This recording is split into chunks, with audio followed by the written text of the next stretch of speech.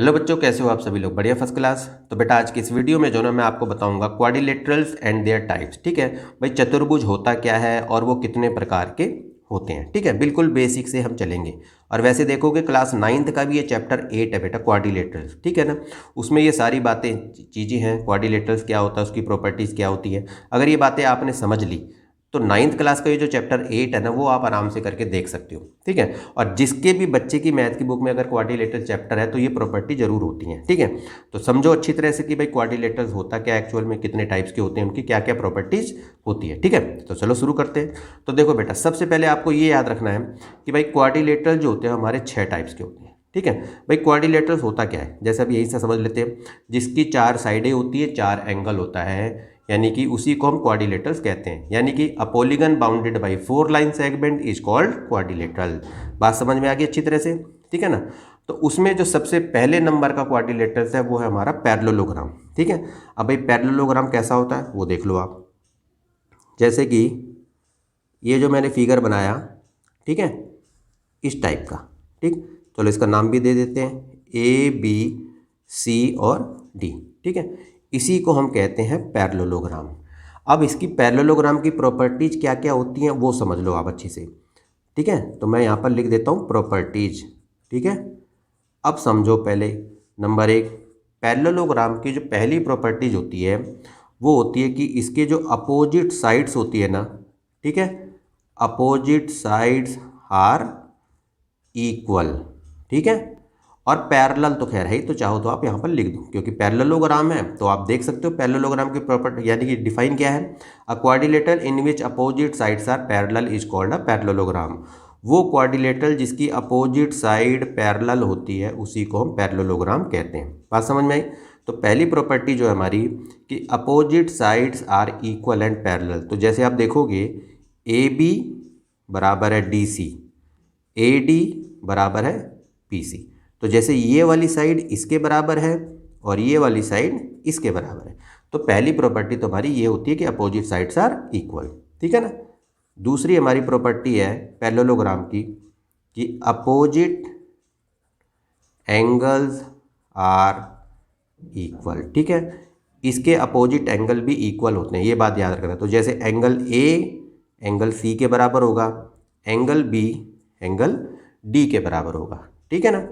और तीसरी प्रॉपर्टी हमारी होती है इसके कि इसके जो डायगोनल्स होते हैं, ठीक है ना, डायगोनल्स बाइसेक्ट ईच अदर, ये आपको ध्यान रखना है। ठीक है भाई, डायगोनल्स क्या, जो अपोजिट एंगल को जोड़ता है। तो जैसे मैंने बोला, जैसे ये डायगोनल और जैसे ये डायगोनल, ठीक है, ये एक दूसरे को बाइसेक्ट करते हैं। जैसे यहाँ पर मैंने ओ लिख दिया, तो डी ओ बी ओ के बराबर है, ए ओ ओ सी के बराबर है।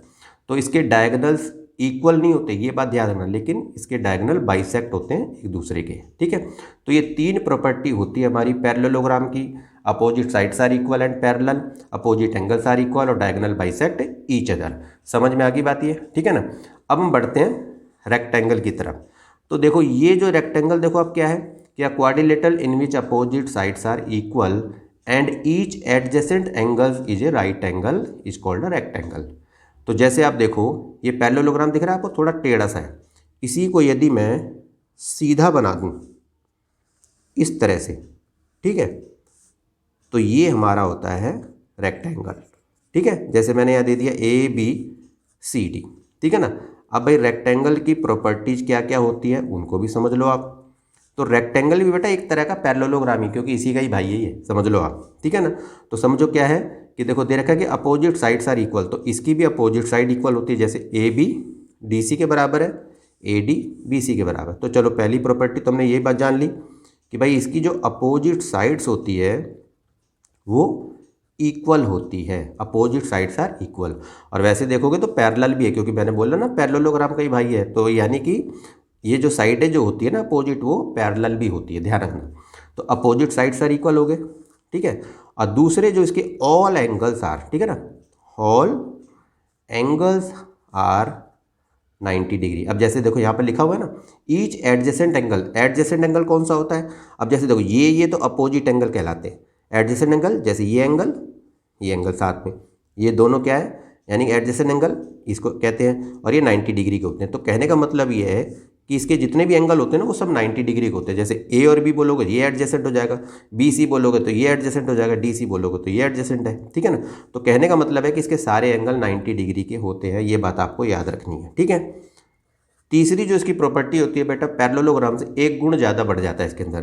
क्या कि तीसरी जो इसकी प्रॉपर्टी है वो ये है कि डायगोनल्स आर इक्वल, ठीक है, एंड बाइसेक्ट ईच अदर, ठीक है। यानी कि इसके डायगोनल्स इक्वल भी होते हैं और एक दूसरे को बाइसेक्ट करते हैं, ये बात आपको याद रखनी है, ठीक है। तो यानी कि अब देखो पैरेललोग्राम में क्या था, डायगोनल इक्वल नहीं थे लेकिन बाइसेक्ट कर रहे थे एक दूसरे को। रेक्टेंगल में क्या होता है कि भाई इसके डायगोनल इक्वल भी होते हैं और एक दूसरे को बाइसेक्ट करते हैं। तो ये इसकी बेटा 3 प्रॉपर्टी थी, ठीक है ना। अब आगे चलते हैं। अब देखो बेटा अगला जो हमारा क्वाड्रिलेटरल है वो है स्क्वायर, ठीक है। स्क्वायर क्या होता है जी, a quadrilateral in which all 4 sides are equal. तो जैसे मैंने बनाया यहाँ पर स्क्वायर, ठीक है, इसको देखो आप, ये हमने बना दिया स्क्वायर, ठीक। ए बी सी डी इसका नाम दे दिया, ऑल साइड्स आर इक्वल, जैसे देखो यहाँ लिखा है। तो पहली प्रॉपर्टी तो यही हो जाती है, सबसे पहले देखो आप, ऑल साइड्स आर इक्वल। अब देखो पैरेलल तो है ही, जैसे मैंने बोला ना पैरेललोग्राम के भाई हैं बेटा सारे, तो ये पैरेलल तो होती है साइड, लेकिन हम पैरेलल लिखेंगे नहीं, ठीक है। ध्यान रखना ऑल साइड्स आर इक्वल, ठीक है, और इसके ऑल एंगल्स आर 90 डिग्री। तो इसके सारे एंगल जो है 90 डिग्री के होते हैं। जैसे देखो लिखा है ना, a quadrilateral in which all 4 sides are equal and each adjacent angle. तो एडजेसेंट एंगल तो जानते हो, जैसे बी सी या डी सी इस तरह से बोलोगे तो राइट एंगल है। तो इसके सारे एंगल क्या होते हैं, वो 90 डिग्री के होते हैं, ठीक है। अब इसमें क्या है कि रेक्टेंगल से और पैरेललोग्राम से एक प्रॉपर्टी और ज़्यादा हो जाती है। कैसे कि अगर मैं कहूँ देखो डायगोनल्स आर इक्वल, वो रेक्टेंगल के भी होते हैं, एंड बाइसेक्ट ईच अदर उसके भी होते हैं, लेकिन एट 90 डिग्री, ये फालतू गुण हो जाता है इसके अंदर। तो diagonals are equal and bisect each other at 90 degree. तो कहने मतलब ये कि इसके जो डायगोनल होते हैं वो इक्वल भी होते हैं, बाइसेक्ट भी करते हैं, लेकिन जो बाइसेक्ट करते हैं वो 90 डिग्री पे करते हैं, ये बात आपको याद रखनी है। क्लियर होगी बात ये, ठीक है। तो 3 प्रॉपर्टी आपने जानी, all sides are equal, all angles are 90 degree, और इसके जो डायगोनल्स होते हैं इक्वल भी होते हैं, बाइसेक्ट करते हैं 90 डिग्री पे, ठीक है। बात समझ में आ गई। अब देखो बेटा रोम्बस, अब इसी स्क्वायर को यदि थोड़ा सा टेढ़ा कर दो, ठीक है, ऐसे पैरेललोग्राम की तरह बना दो, जैसे देखो आप, ठीक है, तो ये हमारा रोम्बस हो जाता है, ठीक है। तो इसकी भी देखोगे तो ऑल साइड इसकी भी इक्वल होती है। तो इसकी भी जो पहली प्रॉपर्टी है वो यही होती है कि ऑल साइड्स आर इक्वल, ये बात याद रखनी है आपको, ठीक है। ऑल साइड्स आर इक्वल, और इसके जो अपोजिट एंगल्स होते हैं ना, अपोजिट एंगल्स आर इक्वल, ठीक है ना। इसके अपोजिट एंगल भी इक्वल होते हैं, जैसे ए सी बी और डी ये बराबर होंगे, ये बात आपको याद रखनी है, ठीक है। 2 प्रॉपर्टी पता चली आपको। तीसरी जो होती है बेटा इसकी, डायगोनल्स बाइसेक्ट ईच अदर, ठीक है, एट 90 डिग्री। इसके जो डायगोनल होते हैं वो इक्वल तो नहीं होते, लेकिन क्या है कि वो 90 डिग्री पे बाइसेक्ट होते हैं, ये बात याद रखनी है आपको। तो देखो all sides are equal, opposite angles are equal, और diagonal bisect each other at 90 degree. 90 degree पे इसके डायगोनल बाइसेक्ट होते हैं, ठीक है ना।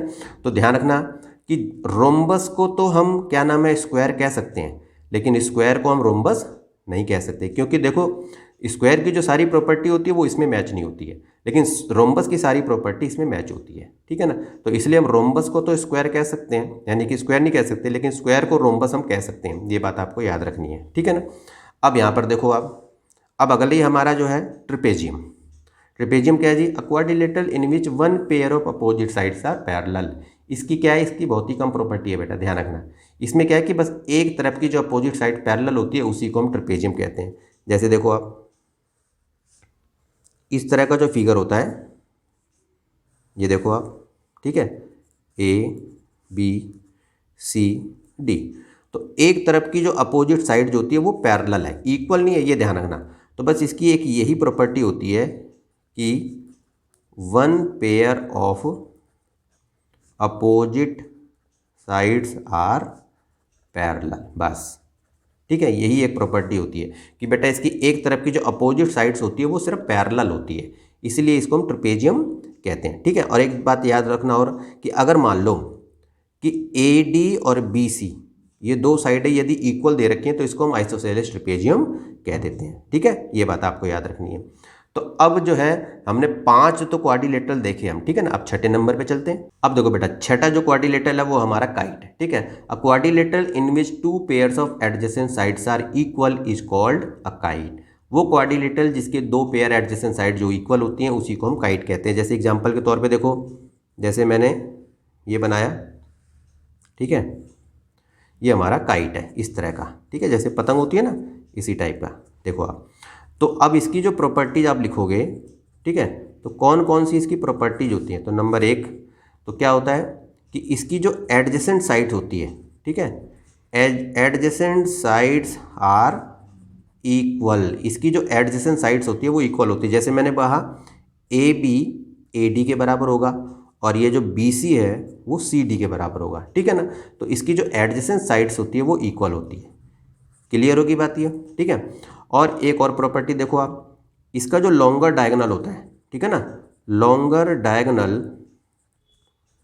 Bisect the shorter one at 90 degree. एक ये प्रॉपर्टी है, इसका जो लॉन्गर डायगोनल होता है वो छोटे वाले डायगोनल को 90 डिग्री पे बाइसेक्ट करता है। तो जैसे देखोगे ये छोटा डायगोनल है और ये है बड़ा वाला डायगोनल। क्लियर, तो देखो ये 90 डिग्री पे बाइसेक्ट हो रहा है। अगर मैं यहाँ ओ लिख दूँ तो कहने मतलब डी ओ बी ओ बराबर होगा और ये 90 डिग्री पे बाइसेक्ट होता है। ये बात याद रखनी है आपको, ठीक है। तो यदि ये प्रॉपर्टी आप अच्छी तरह से याद रखोगे तो सवाल आप आराम से करके इसको देख सकते हो, ठीक है ना। तो बेटा 6 टाइप्स के हमारे क्वाड्रिलेटरल होते हैं। 6 की मैंने आपको डिफाइन बता दी, कैसे वो होते हैं, किस तरह की उनकी प्रॉपर्टीज होती हैं, वो तमाम बातें मैंने इसमें बता दी, ठीक है ना। तो बेटा आज के लिए इतना ही, ठीक है। अगर आपको वीडियो अच्छी लगी हो तो बेटा इसे लाइक करना, कमेंट करके बताना कि ये वीडियो आपको कैसी लगी, और एक इम्पोर्टेंट काम बेटा वो है चैनल को सब्सक्राइब करना, ठीक है ना। तो बेटा आज के लिए इतना ही, मिलते हैं फिर किसी इंटरेस्टिंग टॉपिक पे, तब तक के लिए ओके।